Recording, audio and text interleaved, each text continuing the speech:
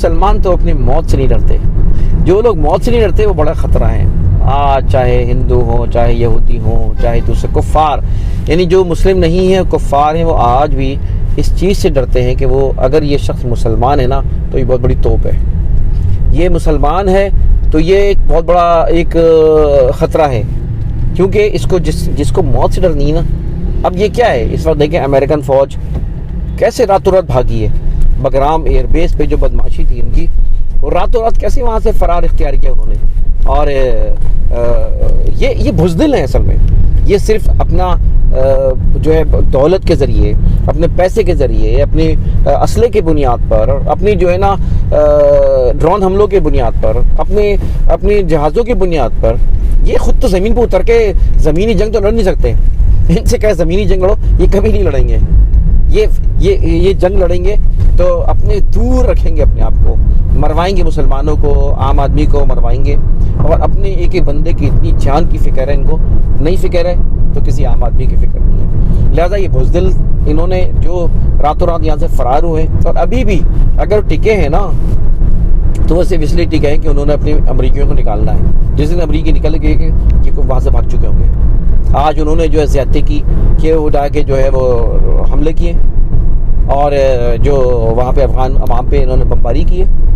जुल्म की जो इन्होंने दास्तान पहली बेरवा की और अभी भी इनकी जारी है। तो दरअसल इनको किसी के मतलब मोहब्बत और किसी से ताल्लुक़ नहीं है। दरअसल इनको अपनी ही जान, अपने ही मुल्क, अपने ही मफादात के तहफ़्फ़ुज़ इनको चाहिए हैं। ये बुज़दिल बिल्कुल, कहीं ये ज़मीनी जंग में का लड़ नहीं सकते, कहीं ये आगे मुँह दे ही नहीं सकते। ये ज़िना और औरतें और शराब, इसमें ये पले बड़े हैं, इसी में इनकी जवान हुए हैं। लिहाजा ये इनको सारी इनकी ज़िंदगी ये दुनिया इनके सामने है। तो लिहाजा ये आप ये ज़हन में रखें कि हमेशा ये बुज़दिल कौम है, ये कोई बहादुर कौम नहीं है। वियतनाम में देख लें, कई जगहों पे इन्होंने मार खाई है, और पूरे इराक़ में और पूरी जो है ना वहाँ पर इन्होंने चढ़ाई कर दी। क्या मिला? कुछ नहीं मिला।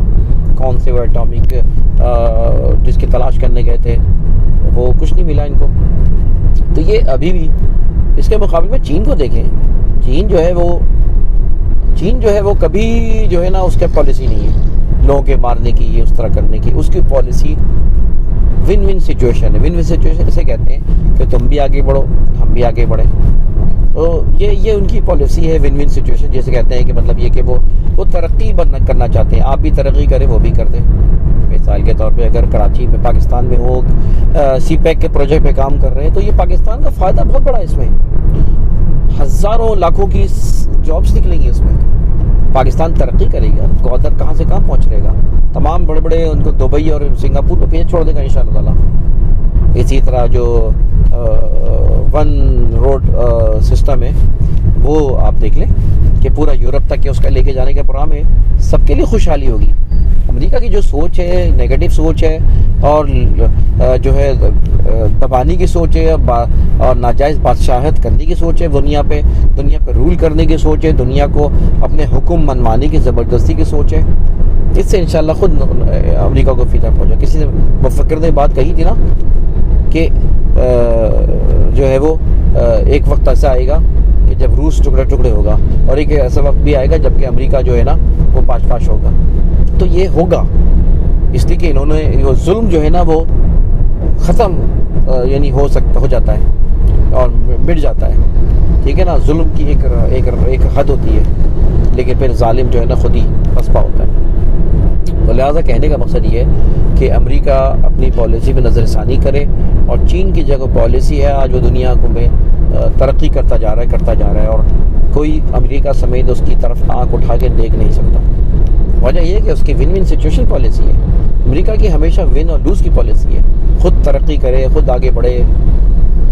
पर्ल हार्बर का बदला उसने जो है ऐसा लिया कि जो है लाखों लोगों को मरवा दिया, और जो है वो हिरोशिमा नागासाकी पे उसने बम ब्लास्ट किए। ये पॉलिसी है उसकी। लिहाजा मैं समझता हूँ कि ये अमेरिका की पॉलिसी ख़त्म होनी चाहिए, और ये नाजायज़ पॉलिसी है उसकी। वो चीन को मिसाल बननी चाहिए कि चीन जिस तरह अपने कारोबार के ज़रिए, अपनी जो है ना लो एंड दो की सूरत में और नेगोशिएशन की बुनियाद पर वो तरक्की कर रहा है, ये इसी तरह जो है दूसरे ममालिक को भी गामज़न होने चाहिए ताकि मुल्क में अमन हो। अमन किसकी वजह से नहीं है? ये अमेरिका की वजह से अमन नहीं है। अमेरिका की वजह से ही जो है अमन तबाह हुआ है। अमेरिका की वजह से ही दरअसल वो ये समझे कि दुनिया में बेचैनी पाई जाती है। करोड़ों लोगों को मार दिया गया, क्या मिला? कुछ नहीं मिला। क्या मिडिल ईस्ट फतह हो गया?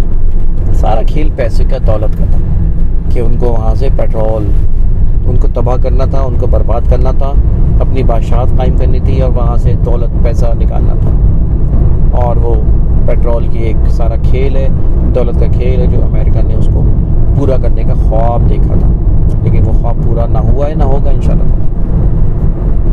लिहाजा कहने का मकसद ये कि अफ़गानिस्तान की मैंने बात करता हूँ कि अफ़गानिस्तान में जो एक वहाँ के लोगों ने, वहाँ के तालिबान कह लें, जो भी कह लें, तालिबान के अलावा बहुत से लोग थे, लेकिन वो चट्टान बने और उन्होंने शिकस्त करके दिखा दिया मुसलमानों को कि ताकत क्या चीज़ होती है। आप देखें कि इसराइल के अंदर जो अभी पिछले दिनों वाक़यात हुए, उसमें इन्होंने जो यहूदियों ने, इसराइल ने जो बॉम्बार्डमेंट की और फ़लस्तीन को तबाह करने की कोशिश की, फिर उनके जो दूसरे जो थे, उन्होंने जो जवाब दिया, वहाँ के जो भी मतलब ये थे कि मुसलमान, उन्होंने जब जवाब दिया, जब उन पर भी रॉकेट बरसाए मजबूरन, तो फिर उनकी आँख खुली और उन्होंने फिर माहिदे पे आ गए। आज तक ये सुकून है। इसलिए कि ये कौम जो है ना, ये ताकत से मानने वाली कौम है, ये तलवार से मानने वाली कौम है, ये प्यार की ज़ुबान नहीं मानती। मुसलमान जब तक ये जिहाद का अज़म बरकरार रखेगा अपने अंदर, मुसलमान के अंदर जब तक ये खौफ खुदा रहेगा, जब तक ये अपनी मौत का खौफ जो है ना, वो मौत का से बेखौफी होगी उसके अंदर, कोई इसको रोक नहीं सकता। ये बहुत बड़ी, मैंने बताया कि ये बहुत बड़ी एक ख़तरनाक असला है, जिसको कहते हैं कि जिसको मौत का फिक्र नहीं है। मौत की ये घुस जाते हैं, ये मर जाते हैं, जान दे देते हैं, इनको कोई आगे पीछे की फ़िक्र नहीं। ये एक खौफ है जो कि दूसरे मुसलमानों, ये दूसरे कौमों के ऊपर हावी होता है, और यही चीज़ दूसरे कौमों के पास नहीं है। तो लिहाजा इसने साबित कर दिया कि बज़ोर शमशीर ही बातचीतें मनवाई जाती है। आज कश्मीर और दूसरे मामला भी इसी तरह निपटाए जाएंगे। तो ये सारी सूरत हाल है जिसका हमें सोचना चाहिए। और आज भी मैं बताऊं कि आज अगर ज़िद की अमेरिका ने, उसने तो भी तालिबान जो उस वक्त बैठे हुए हैं वहाँ पर, ये भी ज़िद में और कुछ करेंगे। तो लिहाजा ज़िद से मामला नहीं चलेगा। अब माना जाए अफ़गानिस्तान में जो एक रूल की कर रही है हुकूमत, जो लोग कर रहे हैं वो सब यकसू हैं बाकी कौम तकरीबन। तो लिहाजा कीड़ा नहीं करे ना अमेरिका, ना जो है बरतानिया, ना यूरोप। उनको छोड़ दें इनके मामले पे। ये लोग खुद जो है अपने, बल्कि इनके साथ ताउन करें।